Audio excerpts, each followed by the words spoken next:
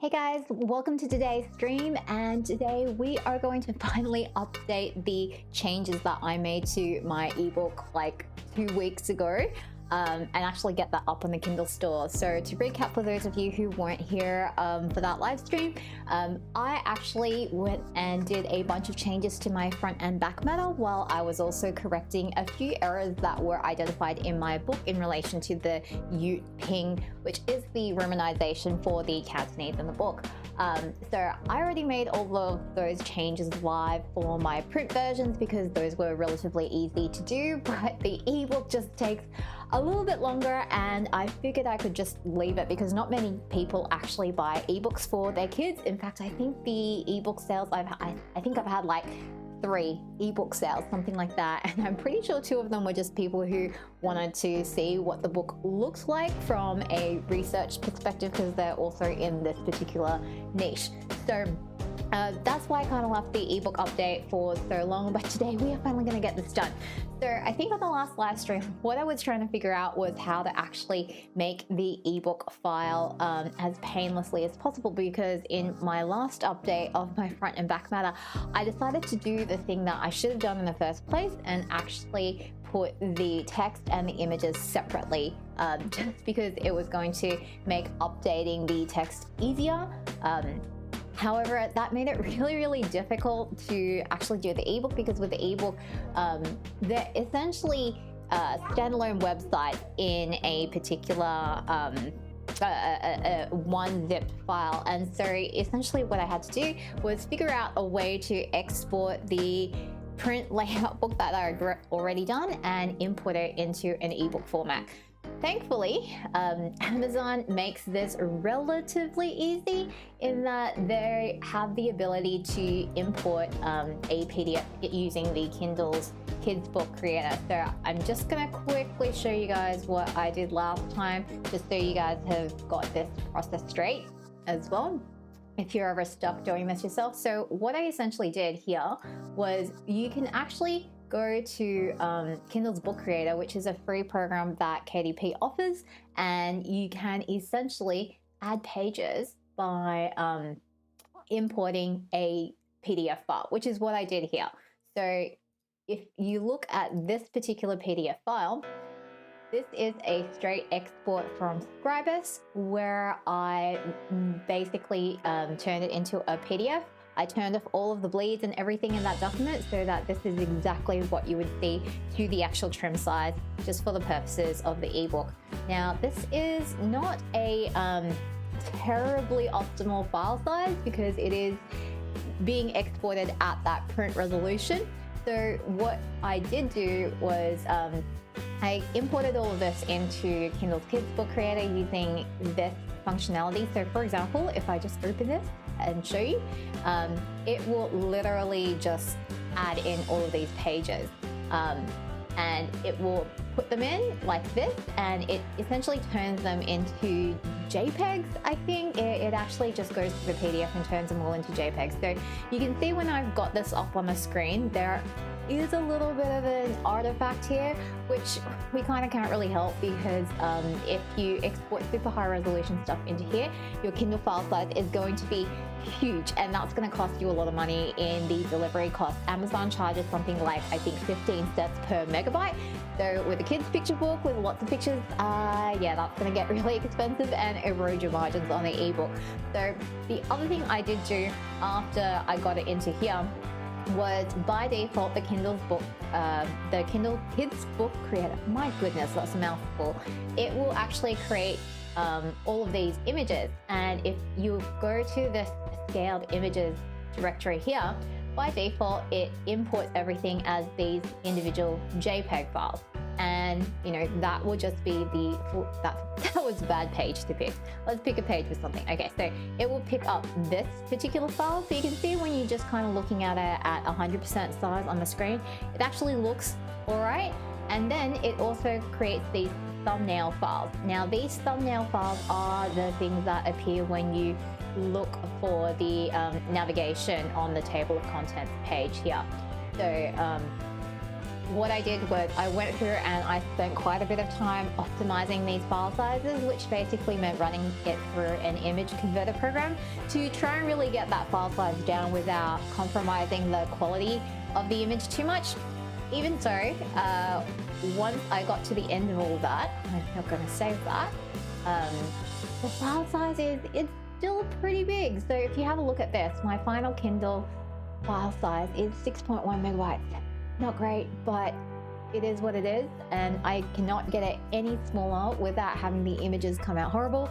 So it's just a function of doing kids' books in an ebook format. It just is not great. So anyway, now what I'm going to do is, before I upload this to KDP, is I am just going to do a final check to make sure that everything all looks good. And I'm using the Kindle Previewer program, which again is another free program that's available from Amazon, and you can install it on your desktop just so you can put in your Mobi file and just make sure everything is a-okay before you upload. Otherwise, you're going to have to do the super annoying thing of re-uploading, which I don't like to do. So let's have a look here. So by default, it will open up on the first contents page. So looking here, I've got my cover, which is good. First page is my new front matter, which is a lot cleaner than what I had before. And then we're going to go through each of the books, each of the pages in the book. So here we go. And what you'll see is, because this is a fixed layout ebook, once you've configured how the pages face each other, you can see that it automatically puts those pages together. So what you'll notice is you can see like a little bit of a line here, it just in like where the fold would be with the separated files. Can't really help that, and that's okay. It's an ebook.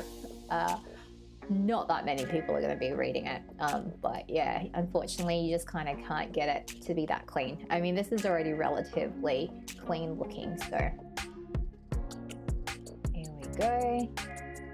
And yeah, as you can see, the file size is I'd like to get it down a little bit more, but you just kind of can't compress it any further without the image quality getting really quite blurry. Okay. So there we go, here's the new back matter. That image is already not looking super great. This page is probably the worst because it's all text.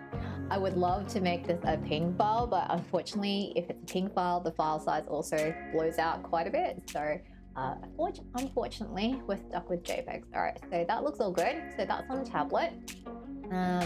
You can actually, okay, so it's, yes, the other thing is I was able to lock the orientation on a tablet, which is quite nice. Just gonna check a different device type, check it on a phone, and just make sure that's also all okay. Yep, I'm looking good.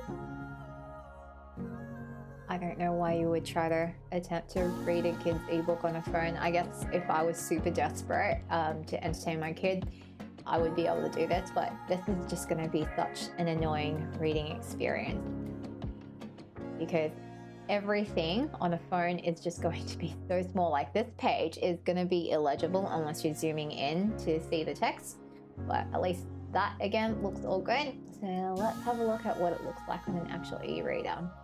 So I think this e-reader type, when you look at it, is going to be basically like a e-ink kind of display. So it's automatically going to show everything in black and white.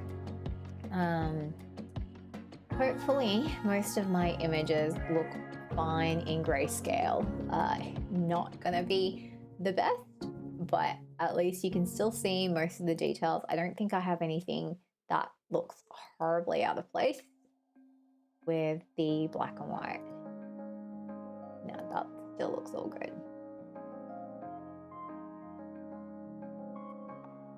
And we can see that everything is still looking good. I'm intrigued that the pages here have like a little bit of a gray artifact, because I know when I did the artwork here, this background is just a plain white. So it's interesting that it doesn't, like, you can still kind of see this hint of a slightly gray outline on like the white, and I'm not really sure if that is an artifact from me compressing the images, or whether that's like a Kindle thing, just so you can kind of visually distinguish the actual page from, you know, this area here. And here we go. That looks pretty good. All right, so I'm gonna say that I'm pretty happy with that. So let's quit this previewer. No, I'm gonna provide that feedback later. All right, so here we are in KDP, and we are going to go in and edit the ebook. So I know that the content upload is actually in here, so I'm just gonna go in here and edit that. And fingers crossed, it's gonna be okay. So here we are gonna go in and pick up that Mobi file. The file I showed you guys was actually this one here, which is not on my server, because just working off of the server is just very slow and painful. So I'm trying to avoid that wherever possible, but sometimes it just kind of can't be helped, because after I did the first book, I migrated all of my files to the server just so it was all archived in one place, and then I didn't factor in that I might need to work on those files again, because you know, I might need to make updates to the books and things like that. So yeah, I think in future I might need to figure out a proper way of organizing all of the files and backing them all up and stuff like that, because the current process of just like arbitrarily moving things onto the server whenever I think I'm done working on them is kind of not really working out that well for me. I think I'd like to have some sort of more organized system, but I'm actually not sure what that is. I've been a little bit spoiled by working in audit, because everybody is always working off of an audit software. It's all in the cloud, and it's like, you know, we have people who specialize in figuring out how to organize this kind of stuff. And I just kind of really miss that, because now I'm like the one responsible for doing that, and I am not an expert in doing any of that. Okay, so please complete uploading your file. To complete uploading your file, please click Save and Continue and submit for pre-order on the next page. If no, okay, well that's not applicable because this is already a live book. So, all right, so here you can see that this has been uploaded successfully and it is now processing the file. We're not changing the cover, so we're gonna leave that. Now, they do have an option to just launch the previewer again, and we did just preview this on the desktop version. I do like to do this again just to triple check, because I always like to triple check everything before it finally goes live, just in case anything goes wrong. And I have caught stuff that I thought was 100% gonna be totally fine, and it was not. So yeah, I'm just gonna double check this anyway. So the web previewer again is pretty cool. Usually when you get this alert, it's talking about like little pop-ups and things that you can put in an ebook, which I don't know why it's popping up this, because I don't actually have any. I thought about having some pop-up features, but then I decided against it because it was just going to be a massive pain in the backside. So we're just going to ignore that error. And here again, you can see that by default, it opens to the second page where your content actually starts. I am just going to check that cover. Okay, cover's good. And I'm going to go through really quickly. And just check everything here. Looking good. What I do like about the ebook though is the colors are just a little more vibrant, and they just pop a little bit more than the printed version, which is printed in CMYK. So unfortunately that kind of can't be helped. It's just the nature of doing a print book where you're never going to get purples and blues as vibrant as it is going to be on the computer screen. I'm really looking forward to when they figure out e-reader technologies, so that we can actually see the, you know, like we can actually have things that feel like a print book, but we can actually, you know, it have the benefit of ebooks as well. Okay, all right, so that looks good. And that means I'm gonna go back the book details and finish uploading this book, which will be really good. Okay, so yep, correct manuscript, correct cover. We've previewed it. I did get an ISBN for my ebook because I'm selling this elsewhere. If you're just publishing on KDP, you may not need to get an ISBN for your ebook. I personally like to have one because it just gives you options. And again, ISBNs are relatively inexpensive compared to everything else that you're paying for in the self-publication process. So yeah, I would just get one. Now it's gonna go and take me to the pricing page next. And I'm not gonna change anything in here. I don't know whether or not I'm gonna enroll this in KDP Select at the moment because the only two other places I'm really selling are on Google Play right now and my own website, because Apple iBooks is a whole nother story in Australia. But yeah, not really sure. What I hear from other kids authors is that they do enroll their picture books in KDP Select, and the benefit of what they see is they kind of see parents who have Kindle Unlimited go in and kind of look at the ebook version of the book just to see if they would like to buy it, and then after they've read that in Kindle Unlimited, then they'll go and actually buy a physical copy of the book. So I'm kind of debating that, not sure. At the moment, I'm just going to leave all of this consistent. I don't really want to change anything on my pricing. I do need to actually go in and update my pricing on my ebook on my website, but we're going to do this later. So, all right, publish. We're just going to update that now. I don't think it actually takes 72 hours all the time. In my experience, it does happen pretty quickly, but you never know. I think they personally put that there just as a bit of a CYA on their turnaround times. Okay, so that is the KDP version done. You'll see that this is, updates in review. And then when it's actually done, usually you get an email notification that your changes are now live. And the status will also update so that it will just say live, for example. Okay, so that is KDP. Now, we are going to go over and do the Google Play version. So the Google Play version requires an EPUB file here, which is a fixed layout. What I did last time was I used Calibre to do my EPUB file. So this is the old version here. So if I click this, it will open it in the Calibre previewer. Now, at the minute, is this my old version? No, I think I might have, I think I tried. I tried to update it and just kind of stopped halfway through because last time it was just like, oh, so intimidating.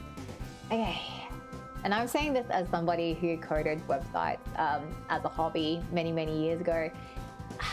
I just, EPUBs are kind of painful. So what I think I'm going to do is I have a version here, this one, which I know is fixed for all my issues. So here, you can see here the last time I updated this was back on the 7th of June, which that's an American server time. So this is I know that version passes all of the fixes and everything. So I'm gonna go in here and I'm gonna just, add files to here, and we're gonna pick and actually pick up that file that I know is correct, because I always want to start from a file that I know is correct. So I'm gonna import that. Yes, I want to replace that format. I also want to fix up this version as well. I want to make sure that the Mobi format I've used in here is also correct. Yes. Okay. Right, so that's all imported now.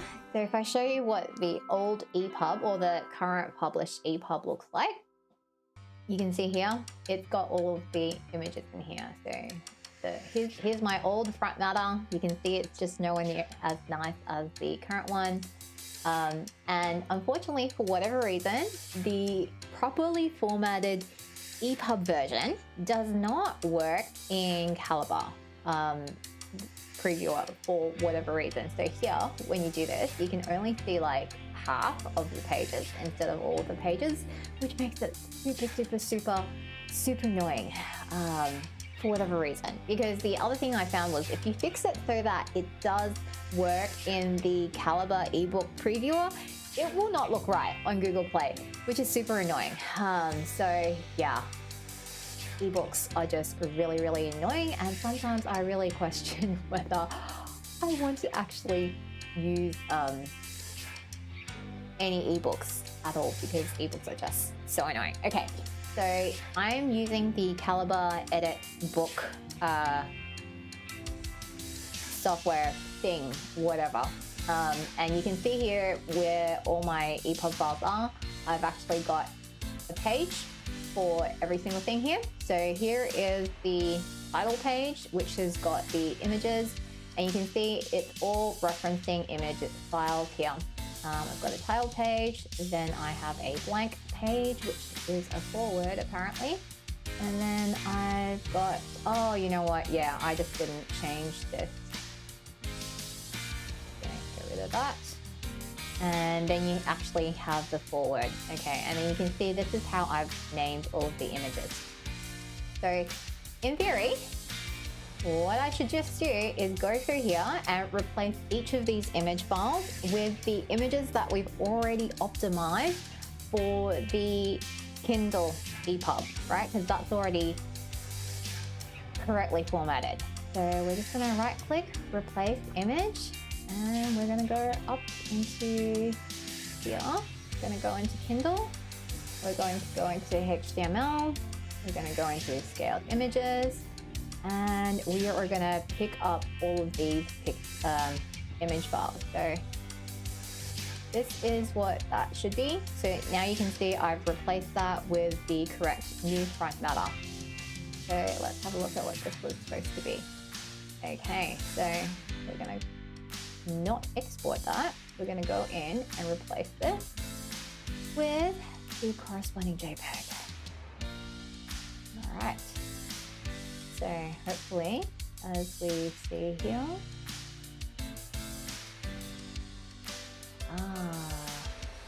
this is where it gets extremely confusing, because I need to double check that this is using the same thing.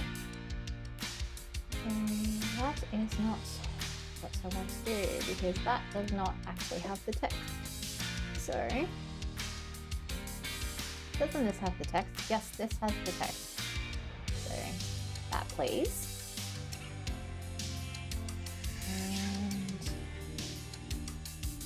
And there we go. All right, so here we go. All right, that's fine. So that part's done. Now we're gonna go here and replace.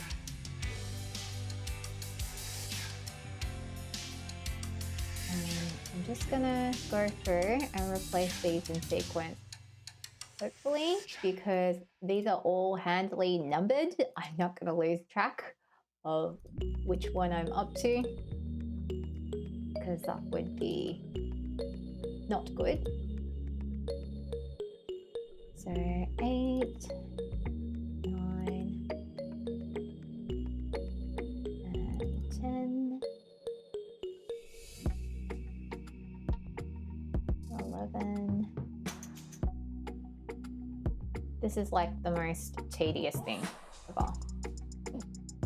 And I should be glad of this, because when I first did this, there was so much digging around in the HTML code that I had to do to make sure this was all showing up cleanly, that at this point I'm just like, I don't want to ever have to redo that again, because it was just really super painful having to do all of that from scratch.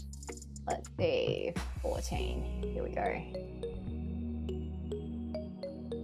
So props to those people who actually have the courage to hand code their ebooks from scratch, because it is just such a painful process. And part of that reason is, oh no, I've done something wrong there. Okay. I've lost track of which thing I'm supposed to be doing. Okay. Sorry, guys. 17. No. 16. No. 14. Aha. Okay. So that's page 13. So this should have been 16. This is actually 15. Right. Picking up 17 and 18.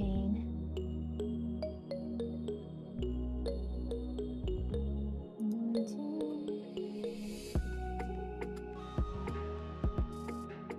20. I don't think I added new pages to the book. I'm pretty sure I just kept all of the pages the same, so at least I don't have to create any extra files. But after I get all of these uploaded, I will just take you guys through the individual HTML files so you can see what it actually looks like if you wanted to actually set your own up in this way.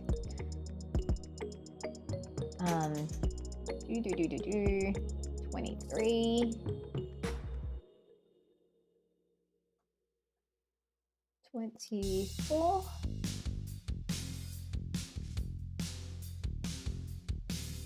25.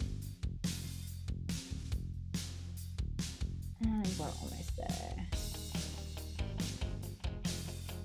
26.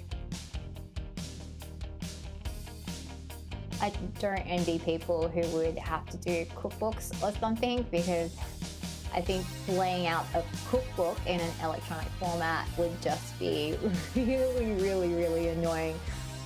If you're doing that, I think I would probably just pay a professional book formatter to do it for you, or to, I don't know, pay for a better book formatting software, because something like Vellum would probably do that really nicely. Vellum is something that I will buy at some point, but not right now, because I can kind of get by doing this.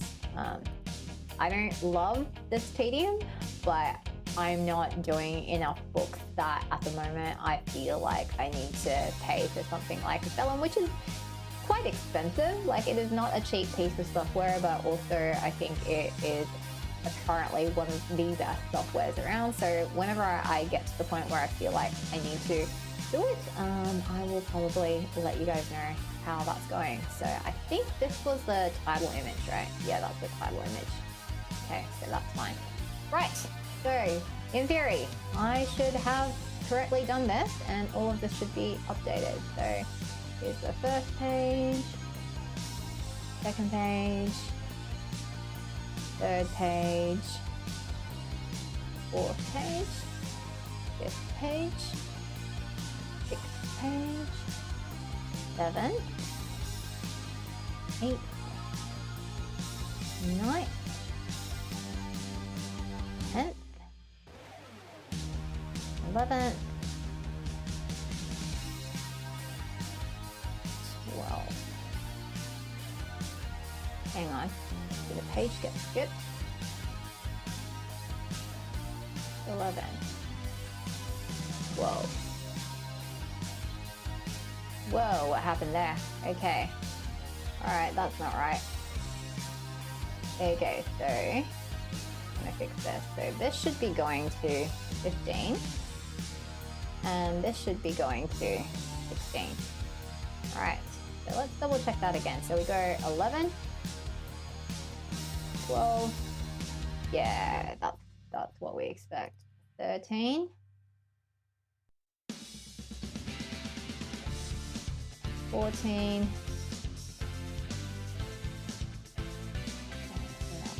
15. 16. 17. 18. 19. 20. 21, 22, 23, 24, 25, 26, 27, 28, 29, 30. All right. Okay, so that's all good now. Let me just take you guys through what the structure actually looks like. So there's a couple of lines in the HTML that you need to do if you're doing a fixed layout book. The first one here is letting the e-reader know which EPUB spec to look at, and that's this line here, very important. The second thing is this is what actually sets the size of your viewport in the e-reader. So it tells it that all of your content needs to be 600 by 600 pixels in size. I've got some meta names here which just tell the e-reader kind of like what page it is in the book. I have a title here, which again, I've just put the title of the book plus the page number. This is a link to the style sheet for the entire book so that it knows how to lay out all the pages properly. And then for every single page, it has a unique CSS class here, page 30, which tells it how to display, which you can see in this style sheet here. I don't even think we use that at the minute, but it is there just in case you want to do anything with that. Then here, the other important thing that is happening with the fixed layout ebook is you can see that on each page, all that happens on the page is you've got an image inside a div. A div is basically a kind of HTML container, and the image itself is actually showing the actual image file. It tells the e-reader that at this point you need to input the image and you're going to restrain that again to 600 by 600 in pixels. And the other thing I like to put in on my images is like this little bit on the alt text, which you can see I actually need to change this. I'm going to say this is literal translation page 2. Let's fix that here. Literal translation page 1. And all this alt text does is, like, you know, when you have a website and you kind of can't load the image, and this is the alternate text. Most people will not see this, but if anybody's using like a screen reader or something like that, then having the alt text there means that the screen reader can read it out. Literally what I should do is kind of put like all of this text here, but I'm not going to do that because that would just be one super massive alt tag and be a lot of work. So here we go. Here we're going to go translation notes and translation notes. I'm just going to leave it at that. Here I'm going to say tone in Cantonese. The rest of this should be fine. So here I actually put just the Chinese text as well as the English translation. I have not put the Yuping in there because any screen reader is not really going to know how to read that out. So that's fine. Just going to go back to this front page here and dedications. And then I think everything else is okay. Blank page is a blank page, and title page, great. All right, so the style sheet here is pretty simple. What it's saying here is to keep everything at this 600 by 600 width.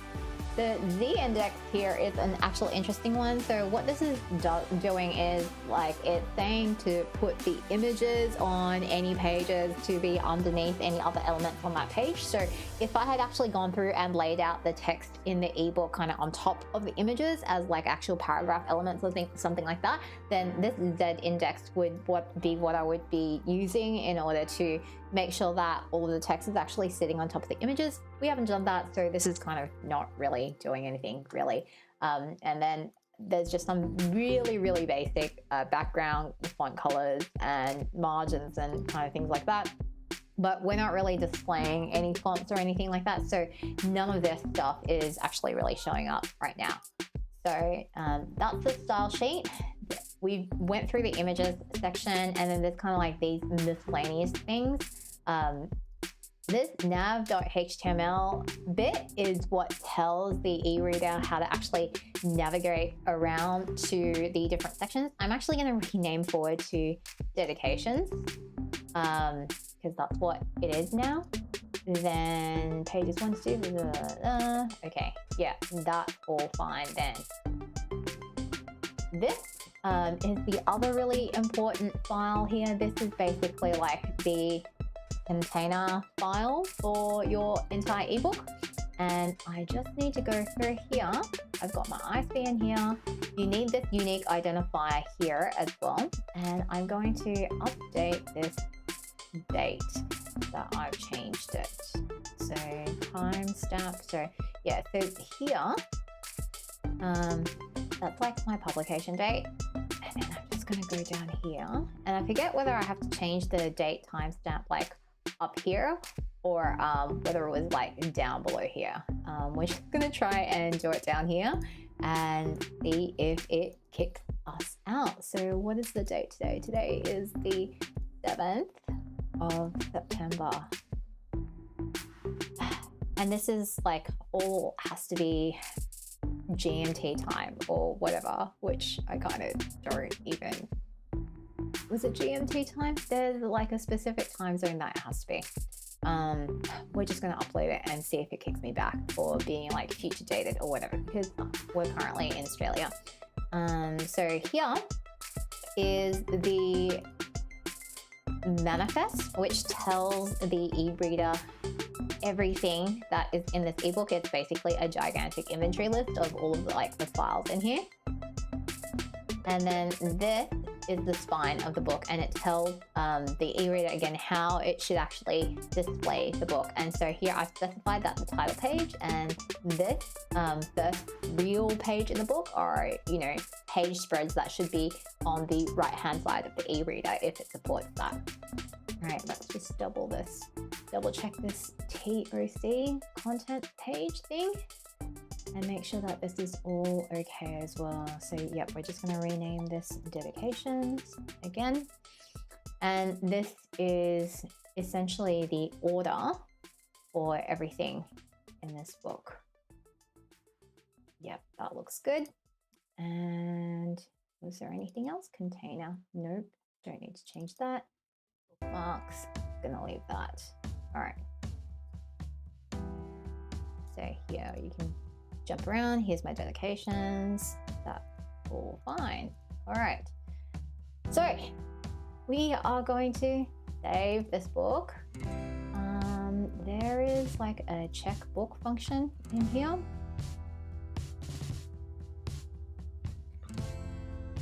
You can remove it. I guess we'll remove it. Run check. No problems found. Good. That's what we want. We don't want any problems in the book. And I don't think I've got the EPUB check tool plugin in here. Oh, here we do. Here I do. Run EPUB check. Yes. So EPUB check is basically a validation tool that checks all of the that's right, I have to install a Java development kit, which I don't want to do at the moment. Okay, so we're just gonna use the online EPUB check in Google. So all right, we're gonna quit edit book because we are now done, and I'm gonna go and open the containing folder. So Calibre stores everything in its library location. So at the moment you can see here that this is the EPUB file that we just modified. So I'm gonna pick up and copy that, and we're gonna paste this here. And I'm just gonna date this. So this is version, and I'm just gonna date it all like the same. So this is really like a August version, even though, oh, well, you know what? Let's keep the date the same as the Kindle files. Because otherwise I'm going to get super confused when I look at this in, you know, whoever knows how many months. Okay, so here we're going to go into Google Play and we are going to upload the actual content file. So that's this one that we've just done. And interestingly, this is only 2.35 megabytes compared to however many it was for the Mobi file, which I'm just like, oh, maybe that means I can actually put nicer images in there. I don't know. Okay, so now what it's going to say is here's some pending content, which is processing. And Google basically runs like a number of checks on your EPUB files when you upload them. It will do EPUB check for you and it will let you know if there are issues with it. And then I think it does like a bunch of its own checks or something. But yeah, like otherwise it's pretty seamless, to be honest, like the Google Play upload process. Like I quite like this interface. It's quite nice.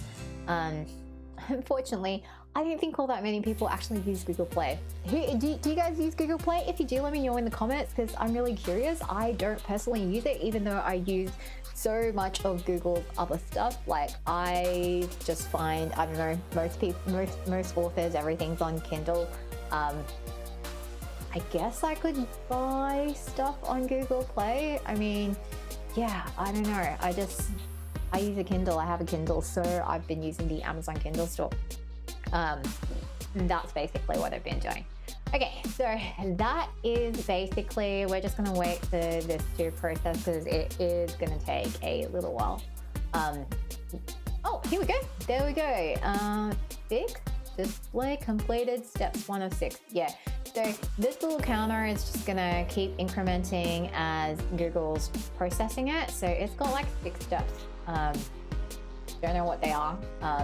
One of these steps, very definitely, is EPUB check. All right. But if you ever want to manually check your EPUB, you can actually go to validator.idpf.org, which is the like public EPUB validator engine thing. So I'll just show you guys what that looks like. So you upload your EPUB and you hit validate, and it does say that if you're creating commercial EPUBs and volume, you have to install EPUB check instead of using the site. So if you're just self-publishing, unless you're doing like 50 EPUBs or whatever all at once, you can use this yourself just to do a double check. And if you don't want to install like a Java development kit like me on your Mac, because it just is just like a hassle because you've got to do it from like the command line or something like that, then you can use this tool. So we'll actually see if this is going to be faster than the Google Play Store version. It may well do. The other thing I want to show you guys is I did finish setting up my e-store. So I spent all of yesterday going through and setting up my e-store. And yeah, it was, let's just say, an experience because it just took so long. And it's not like I was setting it up from scratch, right? Like I already had done the plugin installations, setting up the account, all of that stuff. And I had actually had my ebook live on my web store, and all I needed to do, literally all I needed to do, was take product photos and upload them and then set up each of the products on the e-store. Like in my head I was just like, that's not that many things to do, but apparently it was, because it took me all day yesterday to do it. So here I'm just gonna show you guys what that looks like. Let's see. Okay, here we go. We are on the WordPress back end of my website, which is where I do all of the admin stuff for my website. And we're gonna go over to ECWID, which is what I'm using for my e-store. And I'll just show you the dashboard. While that's loading, I'm gonna show you the store because it actually looks quite nice. So what I did do yesterday was I went and actually updated the copy for the store, where previously like I hadn't written any of this, so it was just blank and horrible. And I set up a category for just like the first book. So if you click in here, you've got like all of the different formats for the first book that you can get. And when I get the second book up, you will literally just see a page with like all the books. It'll be nice and tidy. This copy here is kind of adapted from my home page, which if I show you guys here, I kind of like had this big landing page. This is always going to be the latest book that I've got out. This now links directly to the product category in the e-store, and a lot of this copy that I wrote is what I adapted for here. I did do some small tweaks because reading this, like what I've got set up in Instagram and Facebook is when you go to the store, you will basically get taken to this link. So that's what I did. So if you click inside here, you'll actually get to the product page for the book, and then you actually have all of the different formats listed that you can buy. So this took the whole day yesterday.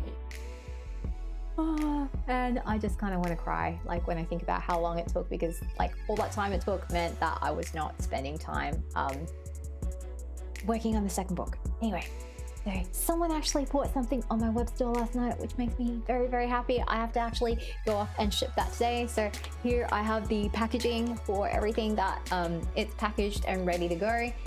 And what I want to do right now is I do want to go inside and update some of these products. So at the minute, I'm actually going to come edit this and just lower the pricing for here. All right, see, it's still checking step 2 of 6. So I'm gonna go in here and I think I'm just gonna price it at $4.99 just on my site. It's a little bit lower than what is listed on Amazon or Google Play, I think, because I've priced all of those relative to USD, and the USD price is $3.99, so this is a little bit cheaper. Yeah, so here it is. So I unfortunately do not have the free version of ECWID, because if I did, I could actually attach the ebook file here directly, and then anytime somebody was ordering this, it would automatically send them the download link. I don't think my volumes are going to be that high though, so I'm not doing it. But otherwise, here you can see I've basically got the category. So here is the text that you saw when you first go into the store, and here is like the actual page for the book. And the reason I did this as a category was I found myself that when I was individually setting up all of these individual pages, right? Initially, I was putting all of the descriptor about what is this book and blah, blah, blah. Like I was putting all of this text into the actual item description here, and down here. And with this particular plugin that I'm using, that's a lot of text to put in here. So here I really just got what personalization includes. And the way I set this up, if you saw last time's live stream, which I have not posted the full replay online, and I'm sorry guys, and the reason I haven't done that is because I was just having issues galore with like personal information flying up everywhere, so I have not got that edited down. Apologies. So yeah, anyway, I've just built in the pricing for the different locations within my actual item. This was just simpler for me because the back end to set up all of the shipping options on ECWID is actually really complicated. You have to like do a whole bunch of maths about like the item weights and things like that, or you have to connect it to an actual account with Australia Post or whatever other company you're using to send things. And I was just like, I just need this to be simple. So this is how I've done it for now. But yeah, like I'm pretty happy. I'm pretty stoked. This works.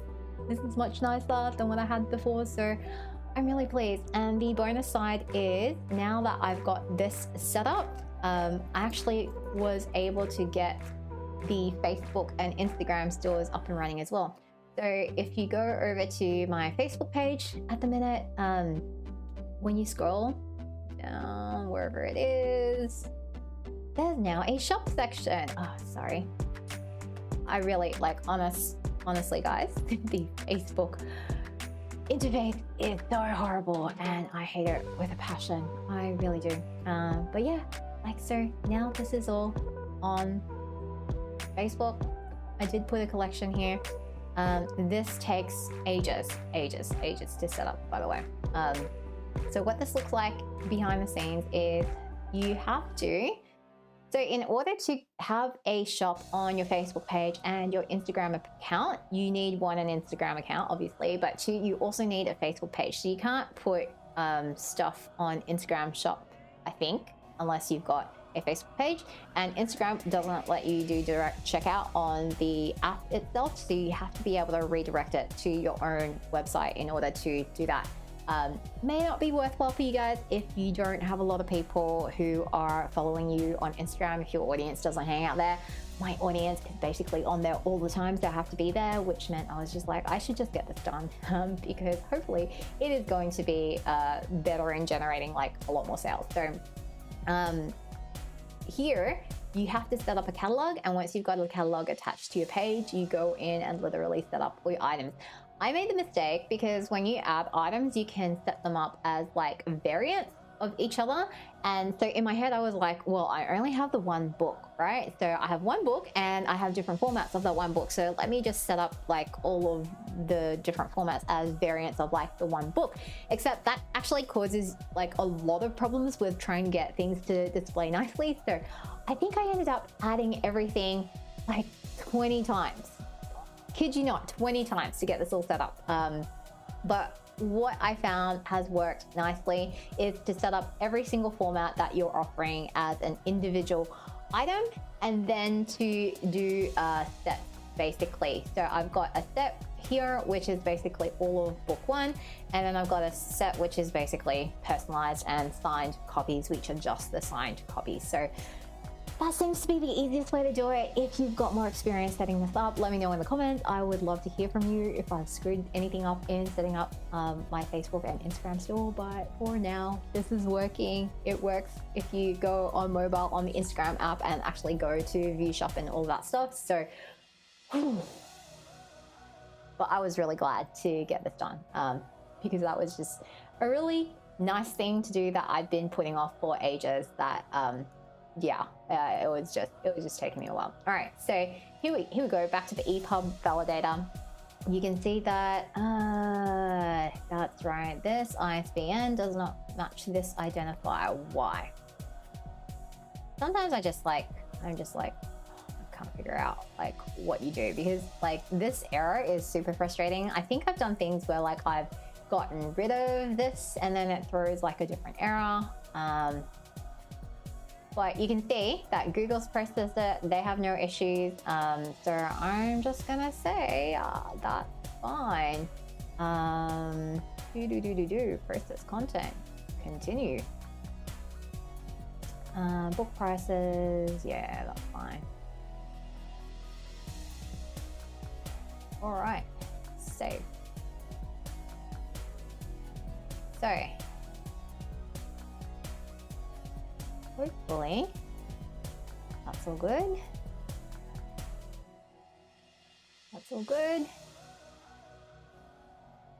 All right, and that should be live. Okay, cool. Just gonna head out of that. I cannot remember how you preview this. I think I just previewed it on my phone last time, and then there was instructions I had to send to someone about like updating their version of the ebook, which I probably should do at the next point when I send out my newsletter. So the current plan is to send out in my next newsletter. I wanted to run an ebook sale to encourage some of the people who were putting off buying the ebook. I kind of have not decided in my head whether I wanted to do like a completely free ebook just to encourage people to buy and leave reviews, or whether I wanted to just price it at like 99 cents. I'm kind of of two minds, because I know that a lot of people in my particular niche have done free ebook sales before, and I have bought some of their books on free ebook promos before, but at the same time a bit like I'd like them to, just buy it. basically. The other thing that I was researching was like trying to get a free ebook on the Kindle store is really annoying if you do not have it enrolled in Kindle Select, because you can't just do like a free ebook promotion. Like I would actually have to go into Google Play here and change the pricing and then ask Kindle to basically price match that. Yeah, which is annoying. So I have not decided which of those things that I want to do. But I am pretty happy in that I have actually got through all of the things I wanted to do for this live stream in the first hour of the stream. So I think what I might actually do now is the other thing that I wanted to do to complement the web store. So I wanted there to be kind of an incentive for people to buy directly from me, other than the fact that, you know, they would be supporting a small business and indie authors. So what I was thinking I would do is, if I show you guys what I've been doing here, is every single week on Instagram, I publish a whole bunch of printables. And these printables, I'll show you the latest one. They're essentially vocab things. So a big thing in my niche is that everyone is here for language learning. So what I do publish every week on Instagram is I publish these like little pieces of art where you look at it and it's a picture, and when you kind of look at it closely, this picture eventually turns into a Chinese character, and it's a different character every week. And there's a nice little YouTube video that goes with it, as well as some printable worksheets that you can kind of, you know, do at home with your kids. So that's basically what I've been doing every week. This is what the printable looks like whenever this file loads eventually. So yeah, it's just a simple plain worksheet with space to practice writing the character and getting all of the proportions right, etc. At some point down the road, I would like to publish this as like an exercise or writing practice workbook on KDP, and I would just basically do it on KDP, because the Ingram, like there's no reason to do it on Ingram Spark. Like nobody wants a hardcover of an exercise book, because like they're just meant to get banged up and stuff with kids. So that's the idea behind that, but I kind of want to wait until I've got more characters done, because at the minute I've got 1, 2, 3, 4, 5, 6, 7, 8, 9, 10. How many have I done? 11, 12, 13, 14, 15. I've done 15, which is probably not quite enough, and it would be nice to kind of like dual themed sets of characters, because I don't know, all of these things tend to be in sets or difficulties or whatever. But what I can do, and what I think would be nice to do, is every time I ship something out at the minute, I'm doing like a little handwritten note to the person who bought the book, saying basically, thank you so much for buying my book, I really appreciate your support. And there's like, I think I put a call to action there to say, hey, if you enjoyed the book, please, you know, tag me on Instagram and say that you liked it and blah, blah, blah, blah. Like that all helps me. What I would want to do though is I'd like that little card I put into every single order be just a little nicer, because at the minute I'm literally just handwriting it on white cardstock, which 1, takes a long time, and 2, they're just gonna throw the card away, to be honest. Like that's what I would do if I got that card, and like I would read it and I'd be like, oh, that's nice, and then I'm just gonna throw it away. So I wanted to do something where like they would keep it around the house, just as like, I don't know, continued brand presence or whatever. But I wanted it to actually be useful. So the idea I had was to take like each of these little printable art things that I've done and turn it into like a little flashcard thing that they could use with their kids.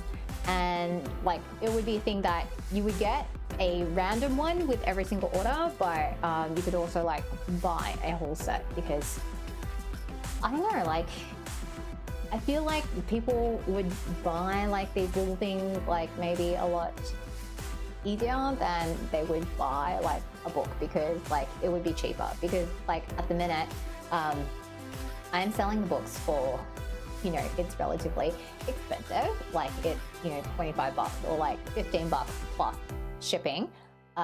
Whereas like I could probably do like these little card sets for a lot lower. So what I'm thinking is I'm going to do this on Moo. So what I really like about Moo,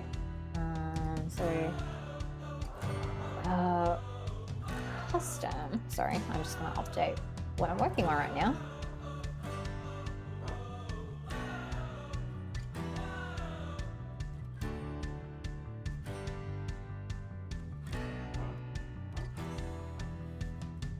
What I would like to do is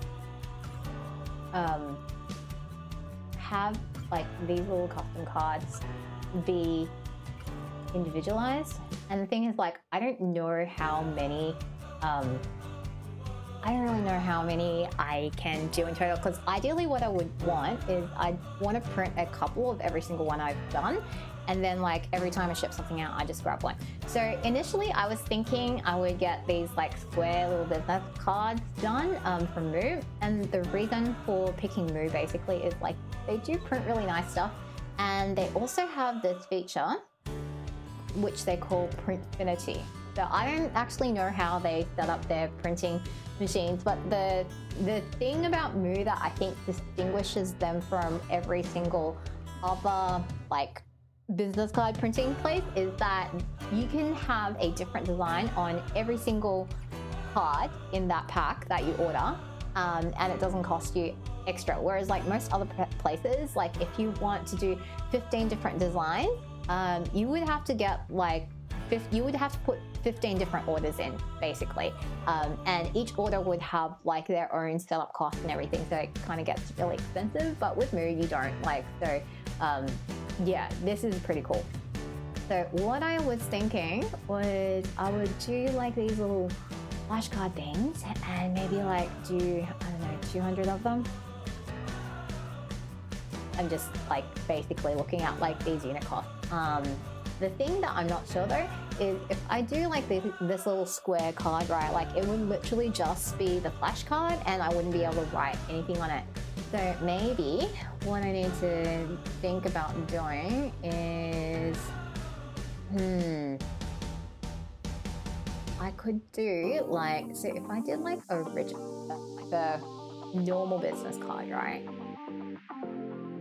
They're kind of like this square thing. Like I feel like 5.5 centimeters, like that feels a little small, like this card. That doesn't have enough room. So maybe what I want to do, marketing materials, like they do these postcards as well. 1055 by 14. Yeah, like maybe these are kind of what I want to do. Let's have a look at the quantity prices. So if I did, yeah, so these are a little bit expensive because obviously you've got to do more of them, but I could do like 100, let's say, to start. Like 63 cents per is not bad. Yeah, maybe that's what I do. So I think that might be what I want to do, because therefore I kind of want to keep the actual little art flashcard itself square, and I'm thinking what I'll do is like have a little dotted line like with a scissor cutting the thing, and then on the side that you basically cut off you would have like a little, it would basically be my little note to them saying, hey, thanks for buying this, please tag me on Instagram to be featured, and here's how you play with this card. Yeah, that might be good. So that's an A6 postcard. What other sizes do they have? So an A6 is like a quarter the size of an A4 page. So that's probably a good size. Super postcards. What are those? Foil postcards. Lux. Nah. Like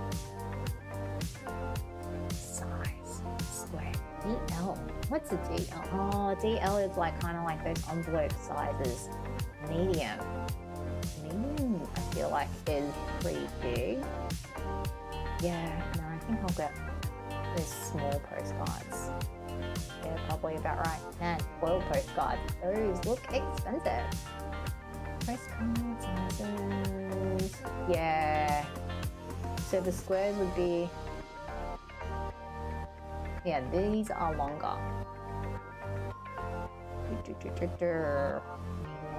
Yeah, no, we're gonna go small, I think. And we're gonna go original, coated on the back. Front will be uncoated.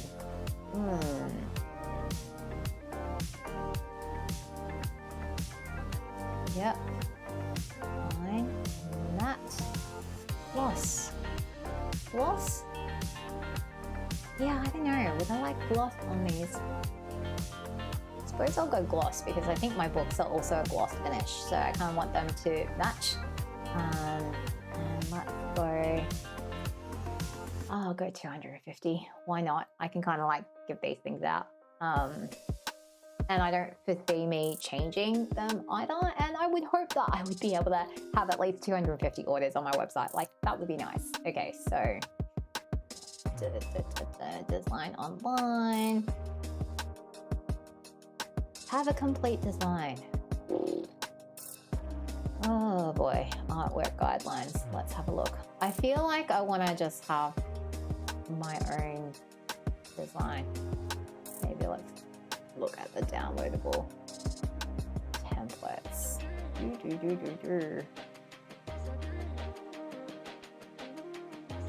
Okay, so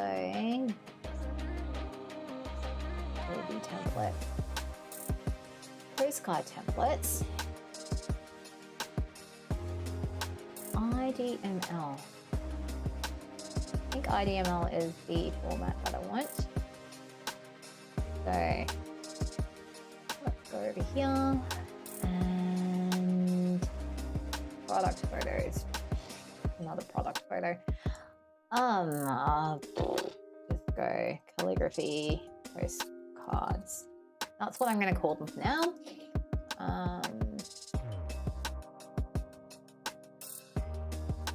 Let's move that over here.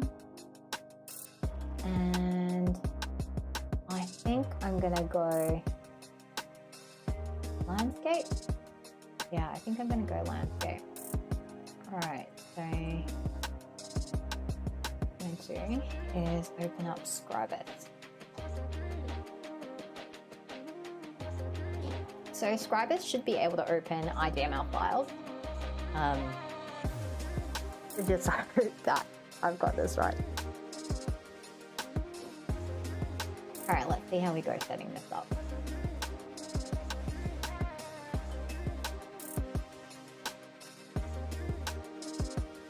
Okay, so I think new from template, no.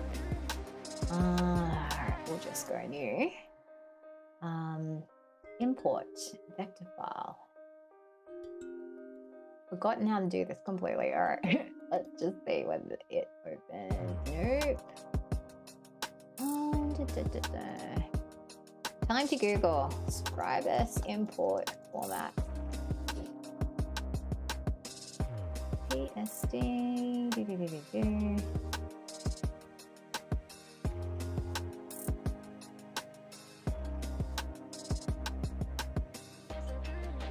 What did I import last time? IDML. Let's go have a look at here because I very definitely used a script. Yeah, so I opened it just fine with an IDML file, which means we should be able to open this. All right, so we're gonna go open.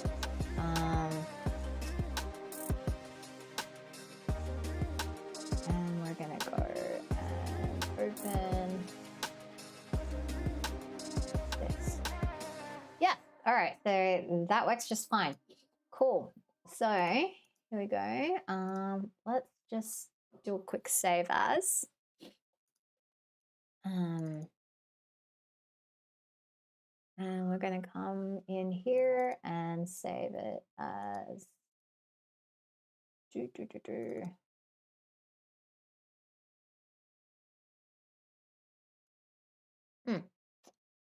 We're gonna save it as, yeah, fine, whatever. Okay. All right, so there's my bleed. Dun, dun, dun, dun, dun. They're gonna trim it to that safe area. Okay, fine. Let's see how much I remember of how to view layers. All right, page. Okay. All right. I'm just gonna keep that all there at the minute. Okay. All right. Let's go. So, let's go with inserting the image to start. So,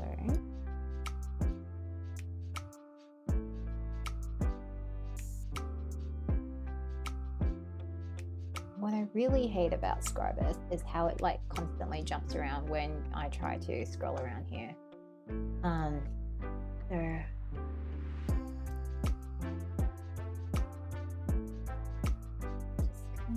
Can I turn on snap to edit?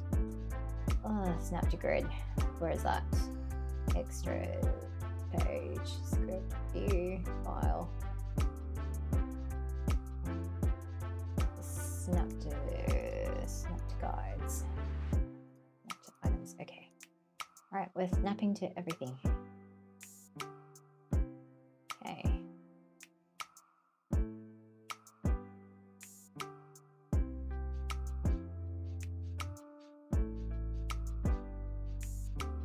Width area 109. All right, so we are going to make our width 109 as well, so that's perfectly square. And then we are going to insert some text frames here as well. Now I'm just looking at this and I'm just like, oh, maybe that's like a little small. No, I don't think so. I think that's fine, right? Do I want the image to go straight? No, I do probably do. So let's put this text frame like maybe here. And let's have it kind of come in a little bit. Because what I could do is I could turn the text sideways. Don't snap to grid.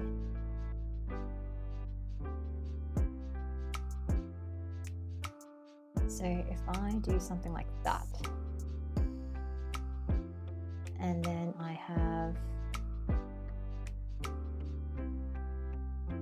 content properties. Yeah. Okay, so let me think about this up a minute. I do want to set up some text styles. So let's go have a look at my styles.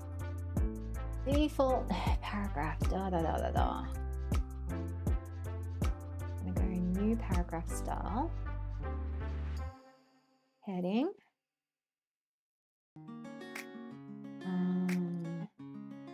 we're gonna pick up my architect's daughter, and let's make this kind of big, 24 points, go with that.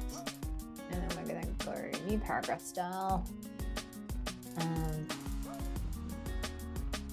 Oh, you know what? No, I can delete this. Because what I can do is just modify this instead. Edit. So instead of picking Arial, I'm going to go and pick up my normal font that I use for any English text, which is Noto Sans. Sorry, not English text, but like Noto Sans is kind of like what I use when I'm not doing like headings and things like that. Apply. 12 point, that's probably fine. Okay, so let's see how we go. So we're gonna say and use, this is a heading. And we're gonna say this. Thanks for your support. rotation. Minus 90. See if that does what I want. 270? Maybe it doesn't do that. 270. Nope. So 90. Rotating that way. Alright. So come on. So let's resize this frame to be something like that. It's too small. Okay, so I probably want the font size a little bit smaller. So we're going to go in here and make it 18 point. How's that? Looks a lot better. Alright, so shrink that in and have that there. Alright, that's pretty good. Now I'm just gonna put an image in here, and I'm just gonna do, I will do a watermark file. So yeah, 2 frame size, good. And I'm just very glad that the DPI is actually high enough, because I will need this to be 300 DPI. For printing to make sure it looks good. Okay, thanks for your support. And we're gonna go and put a new text pane in here. And let's see, content properties. Yep. If you enjoyed the book, please consider leaving us a review on Amazon or Goodreads.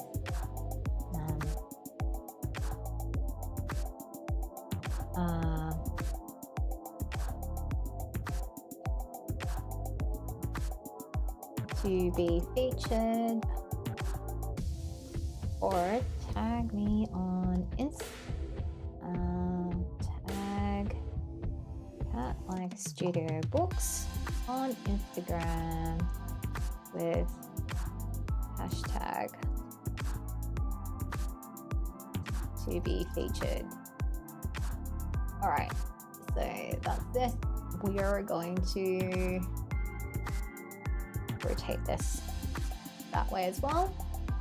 And let's put that on the card.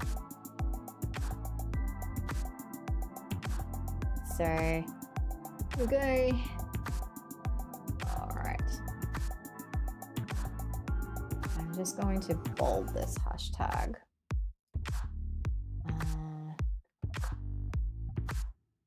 Styles.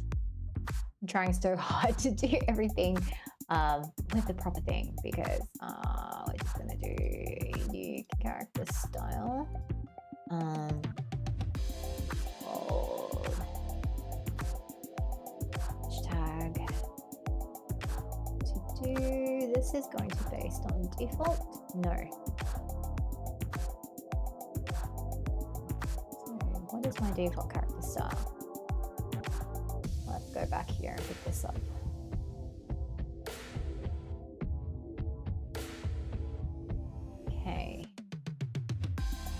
Hashtag, we're gonna use bold. Apply.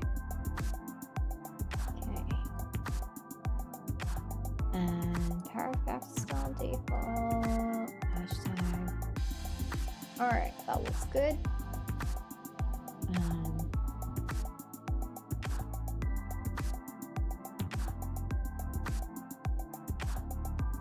And I think we'll set up another, I'll clone this, but we'll call this account. And what? I'm going to do that so that we can just kind of call that out specifically. So that, there we go.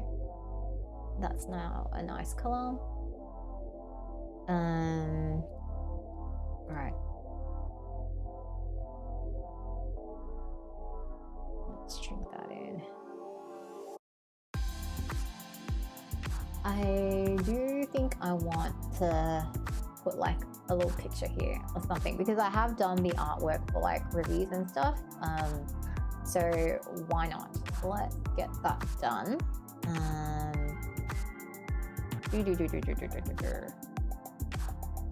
And the other thing I should consider is convert to master page. No. Page copy.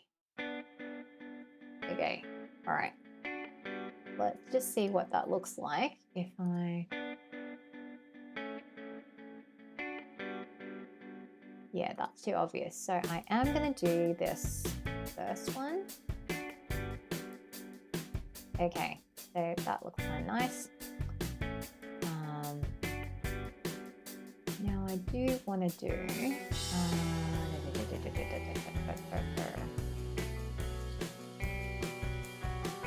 just trying to think through what I would actually buy on this stuff. I'm trying to remember what else like other people typically put on these inclusions. What would make it a nice thing? You know what? I'm gonna put something about collect all of the flashcards. Oh, you know, I know what I'm gonna do. On this side, I'm gonna do like the instructions on how to play.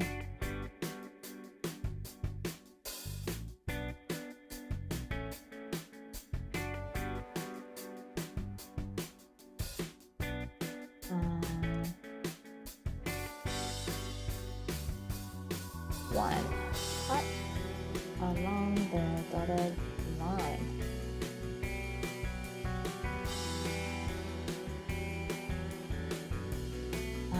Ooh, maybe I want the watermark to do something different. Yeah, no, you know what? I've changed my mind. I'm gonna change this to the unwatermarked version so that I can put a different watermark on it.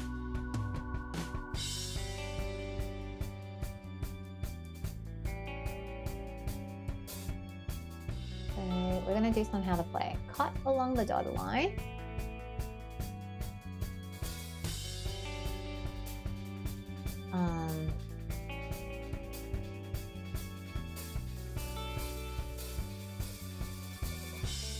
Ways to play.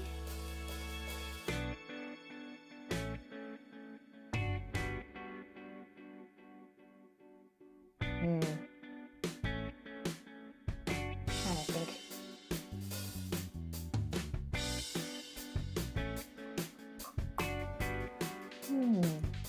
No, I need to think about this. What I think I may do is, because I want there to be, you know what, I actually want there to be a little bit of a border. What if I made that all like 105? Yeah, 105. You know, it's gonna get trimmed to 105, so I actually want this to be, I think I want this to be 95? 95? Is that too much? Yeah, that's too much. So I want this to be 100.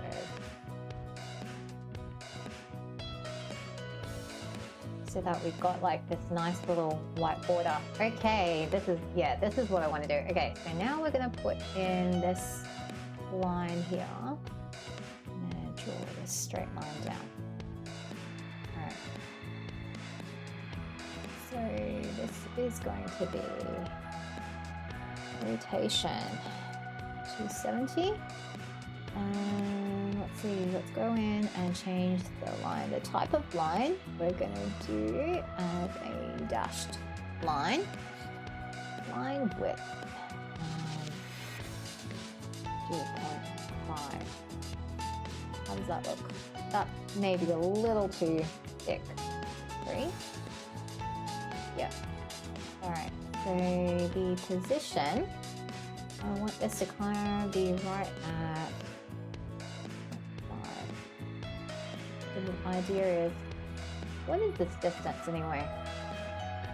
So I've got it at 4.5, and hopefully if I make this 4.5, that'll be pretty centered. So that I think is 0. So 4.5, 4.5.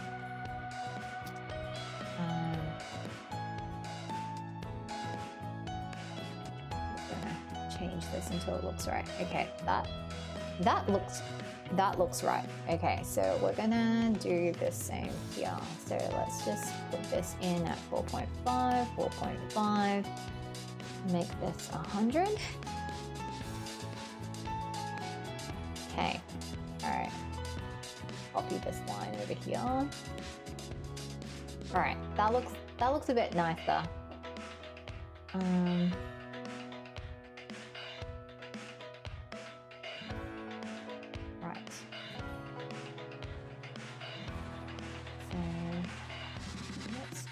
That, and I am going to put a little image here because I can. So get image.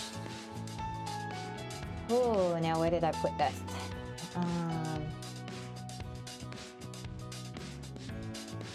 No.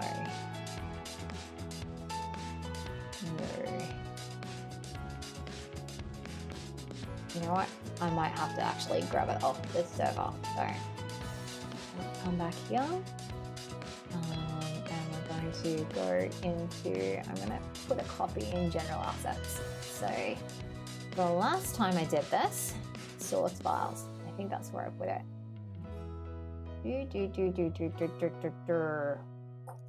Read along. Ah, yeah. Maybe I should use this newsletter code because I set this up last time and then like didn't actually put it in the book. So newsletter QR code. I didn't want to move that.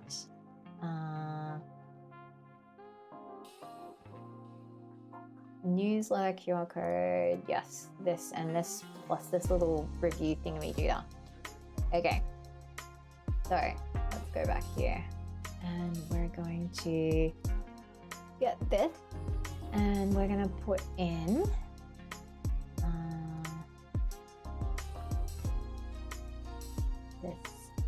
this little guy to frame size, and we're going to rotate him 90 degrees with everything else.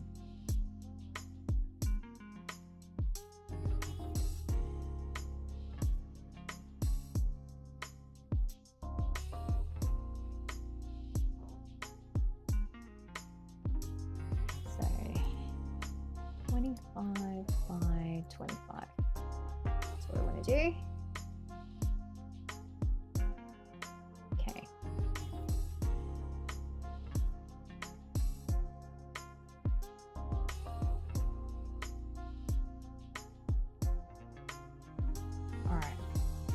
Going to get rid of some of this copy because obviously why else would you leave a review unless you enjoyed the book?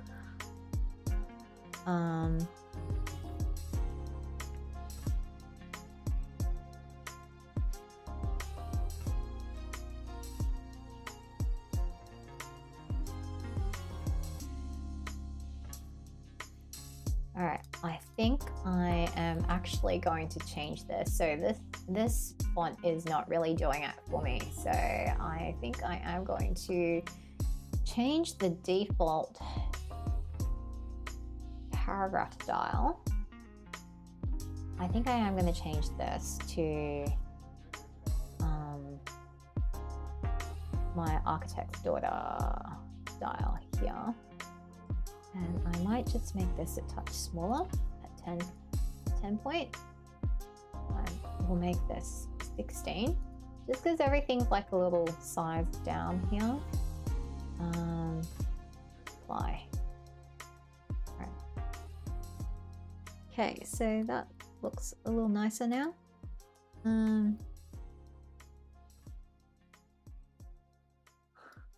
hate doing this sideways. Okay, so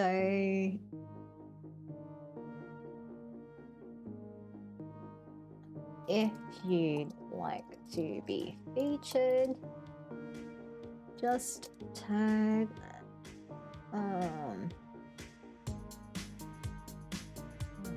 And I'm gonna delete that. All right, so now I want that other style to be smaller as well. Okay, that's a little too big. I'm actually not sure about mixing mixing this, to be honest, because like, does the mixing fonts look weird? Maybe it does look weird.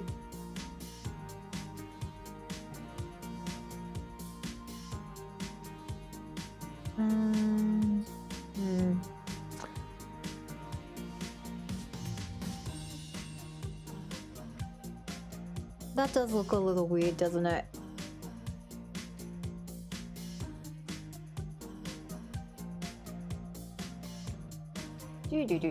So maybe I'll flip it back.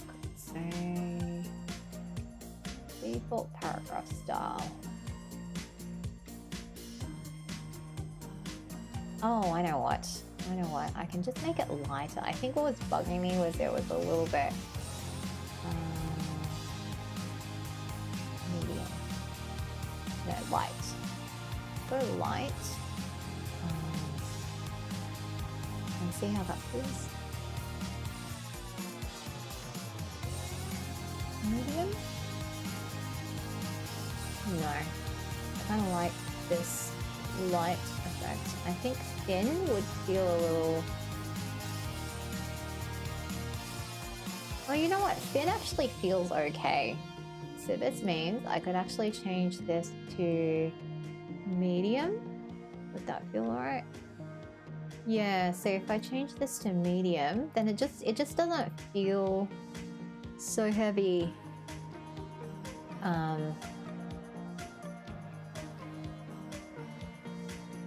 I might change that to...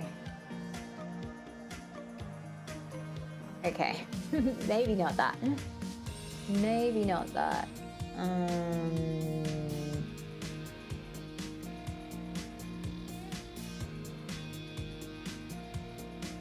Too much blue? Maybe I can go grey. The grey actually, yeah, the grey actually feels nice. So maybe I can come back here. Use the grey for all of my text. And then that means my heading's gonna be black. And this is just going to have a little bit more of an impact. Okay, so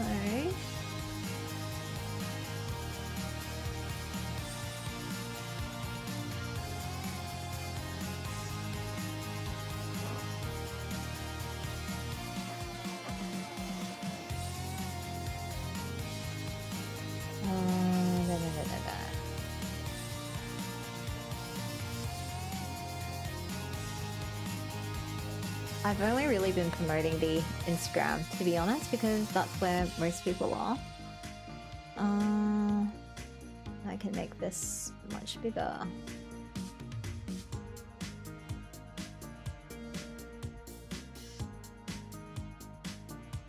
So if I make this, let's see, 38.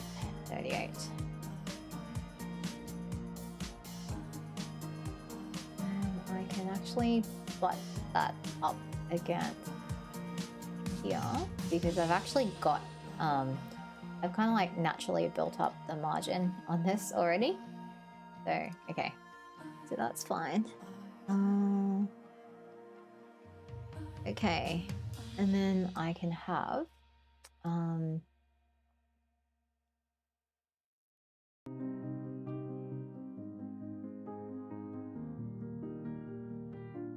you know what?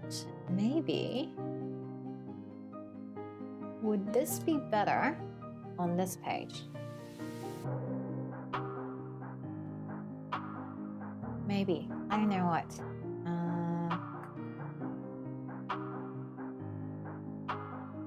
No, maybe I'll keep the same copy as the book. Okay. message.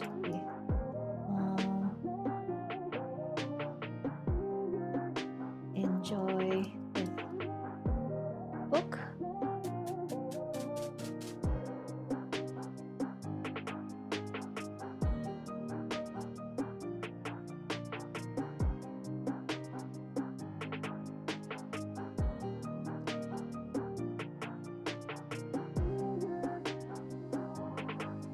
Okay, so we can come back here. And then I think what we want, to do is promote the newsletter. Sorry, here's the newsletter. Here's the newsletter code.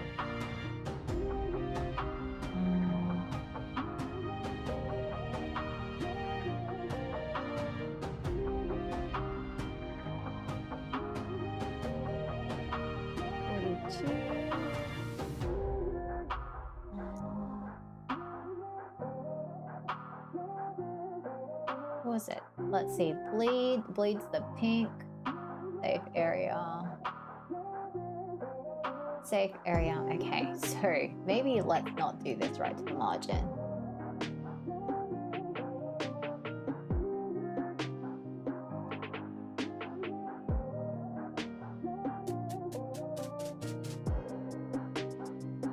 Something like this. Something like this. All right. So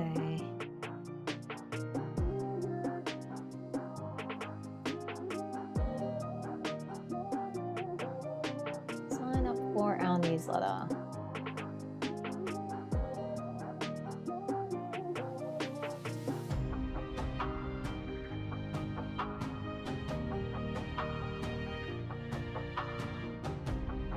I'm just making stuff up here. I have not actually given this name or anything to my newsletter, but I feel like I might need to. It's just kind of like generic sign up for my newsletter. Feels like, I don't know, a bit impersonal.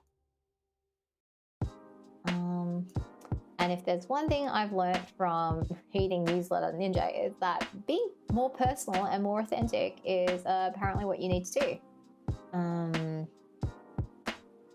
Yeah, no, text up front here first, I think. So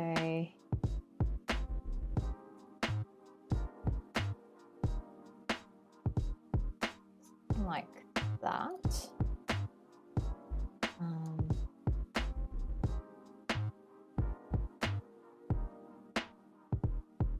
So we'll put that there, and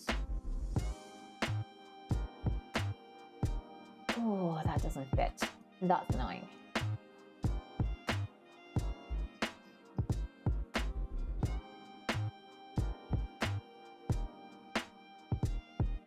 Sign up for our newsletter.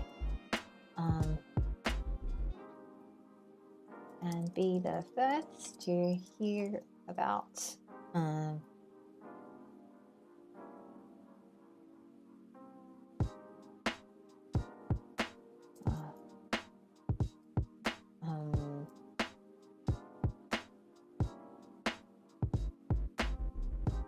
sign up for a newsletter for, I have not even really worked out my exclusive content, to be honest. Wonder if I should just advertise, I don't know, things generally. Marketing is so hard, guys. All right.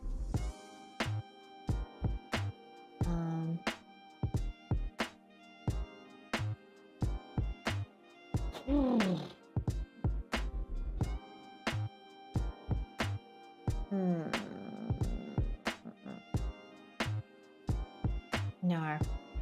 One call to action. One call to action everywhere. Okay. Thank you.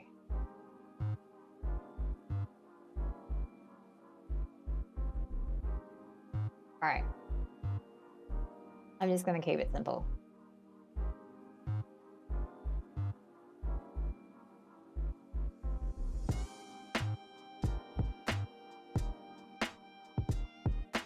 To get the latest news.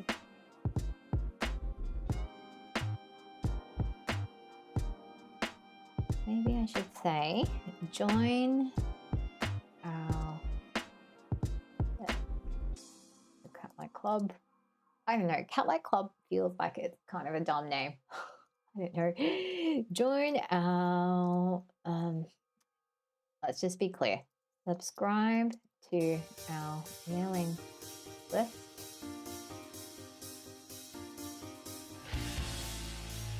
For news about our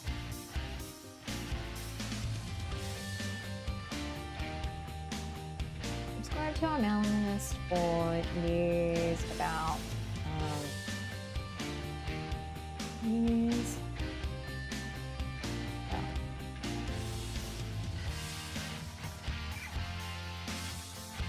oh, I'm so bad at marketing, guys. News about our book. You know what? Maybe it's better to just keep it simple. Sometimes I feel like the more I put in here, the more I don't know, questionable it is. It's kind of almost like you're giving yourself more opportunities to shoot yourself in the foot. I feel like I could probably write some more compelling copy here, but you know what?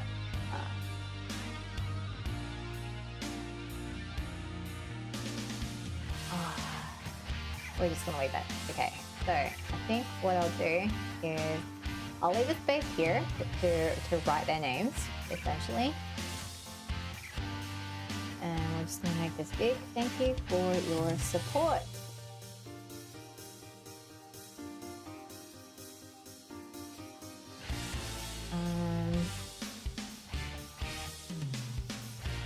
Thank you for your support.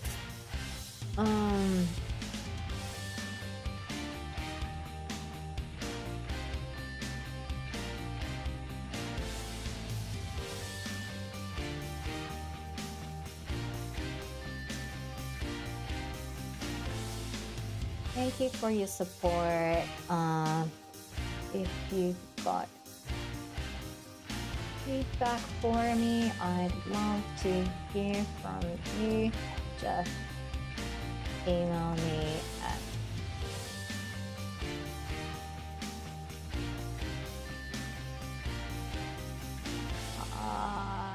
you can reach me at likstudio.com.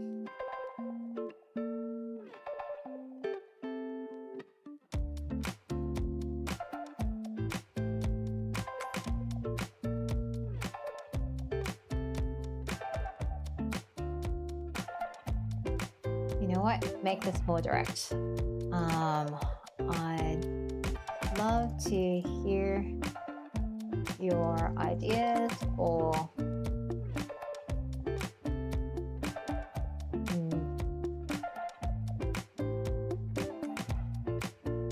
you know what?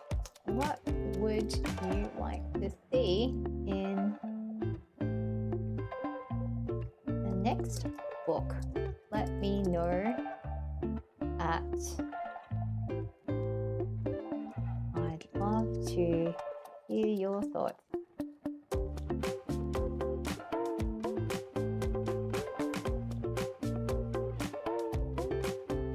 Yeah, I think that's better.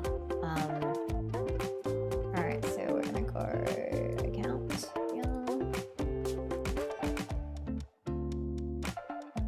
Alright, so we've got the space for the name, we've got thank you for your support, we've got sign off there, and maybe I'll just do PS.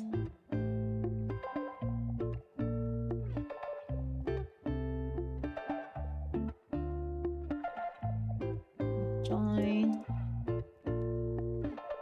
the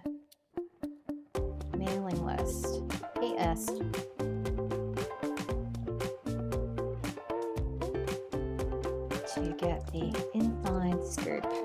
Maybe I'll just say that. Because yeah, what I've really found out is that I don't tend to get a lot of traction on like kind of behind the scenes stuff on Instagram and things like that. So I might just save it for my newsletters because otherwise I'm just a little bit like, what should I post in the newsletter? Oh, I don't know. Okay, so let's see. Am I within these safe areas? I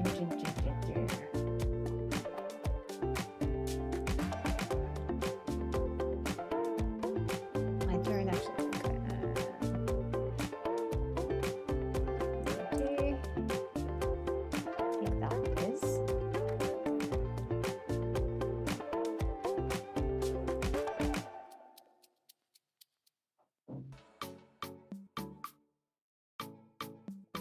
All right.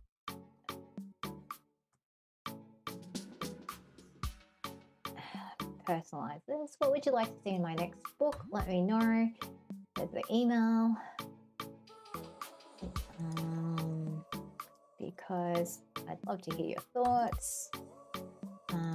All right, I do want to change this line spacing a little bit. So let's come back to my styles.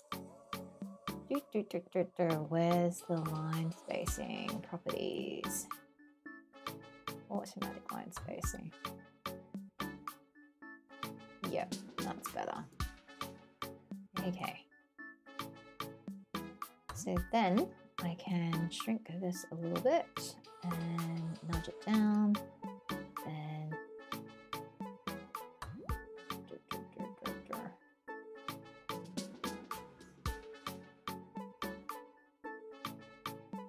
okay, maybe that's a little too big.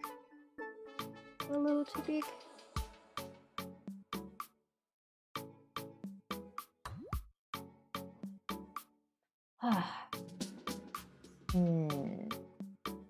Let me make this paragraph.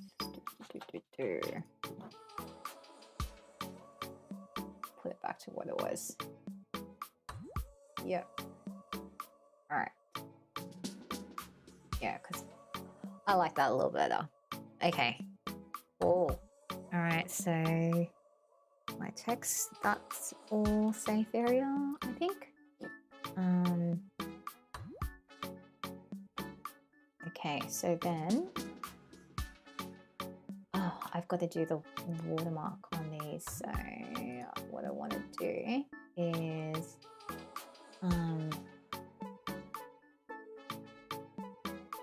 let's put it, I don't know where to put it. Let's see, so I want to do logo, no text, I think. Frame size.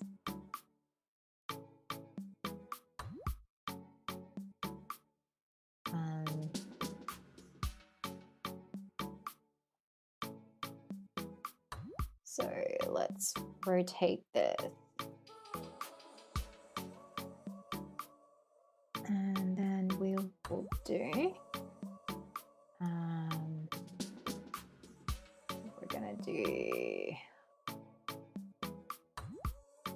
I think we'll just do a website style.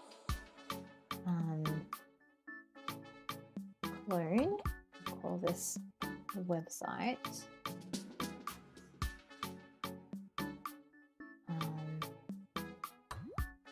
Actually think, oh no, I should leave it on this, because what I've worked out is that it is very hard to see the website on the architect's daughter font. Like, it just doesn't tend to look that great. Okay, so oops, nope. Okay.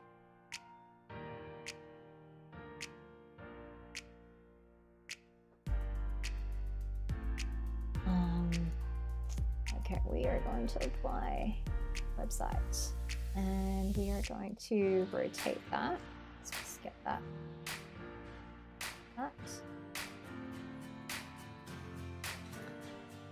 know if that looks a little too crowded.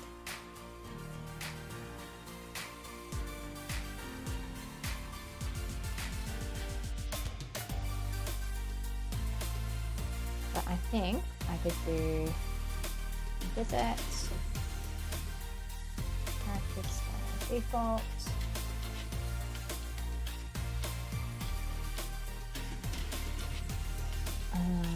For more Cantonese learning resources. Yeah, I'll just go with that. Default.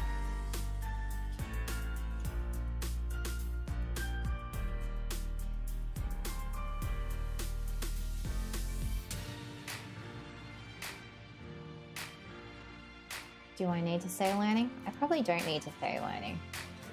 Cantonese resources. Yep, I think I'll leave it like that. Right, so then this bit.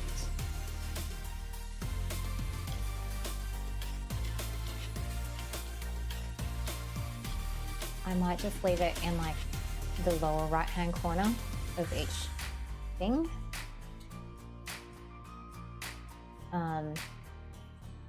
Mainly because I haven't I think I always have a gap there. Yeah, because I only really need it. Yeah, I only really need it once. Oh, you know what? I could because putting that there looked kind of weird. So maybe what I'll do is I'll put it on this page and I'll do it in this corner.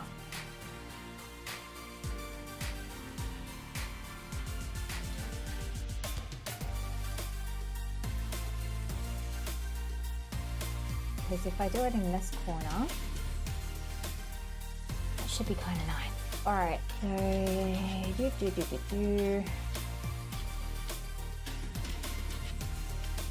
Yep, so I don't want any bleed, I just want all white. That all looks safe, I think. Safe area. Oops.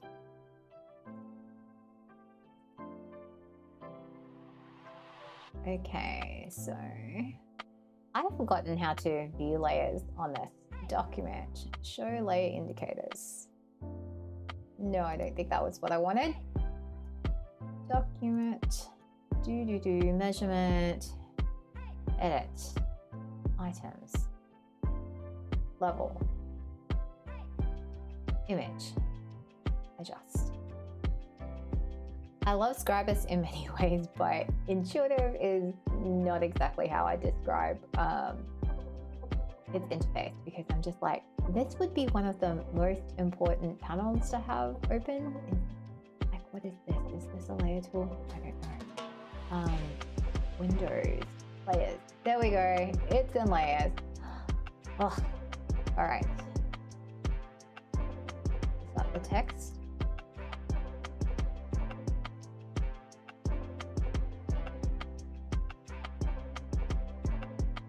Let's just want to paste this here and check that I am within everything. So let's see. So yep, that looks like I am.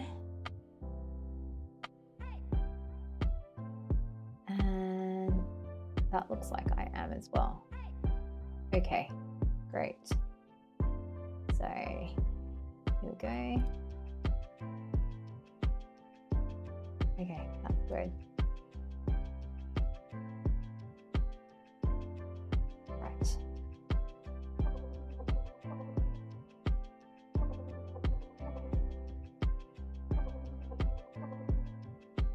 Okay, so I'm gonna apply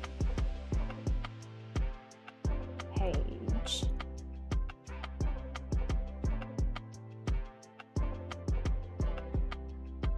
Nope.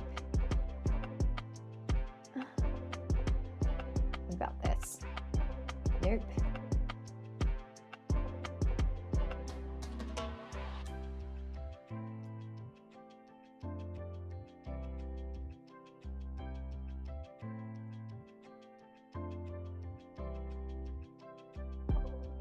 about this? Ah.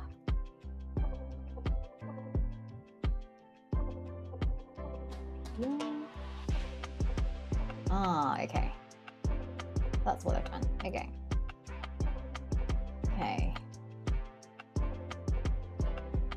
All right, lovely. That's good. Okay. Cool. That's what I want. All right. Now I want to just set this up properly. So I actually think I can get rid of this first page. I don't need that. That's what I want. And then what I would like to do is convert these to master pages.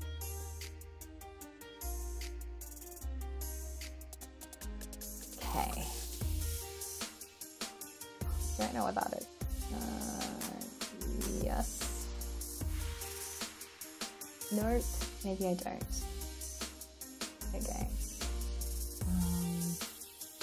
Return to normal page mode. Page. Okay, here we go. Page. Convert to master page. And we're going to call this, I don't know, postcard front. And we will call this postcard back. Okay.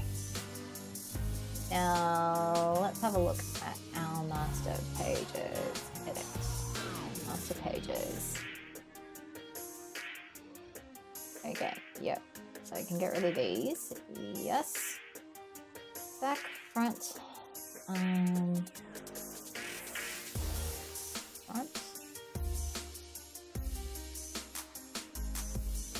And we're gonna go clear.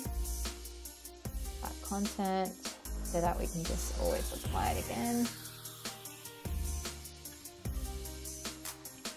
And same here.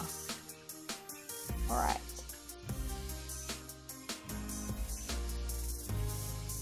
Okay, normal page mode. All right, cool. So, in theory, I should be able to now insert 2 pages, 1 page at the back end, and use postcard front.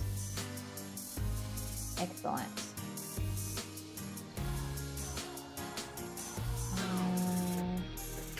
Oh, that's interesting.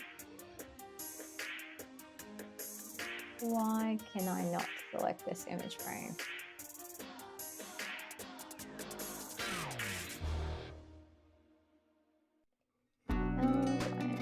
What is this? Oh. Okay. Oh, look at that. There's a layer thing. Well, that would have been useful to figure out earlier. Anyway. And why can I not? Page. Oh, that's interesting. Okay, so how do you do this then? Edit.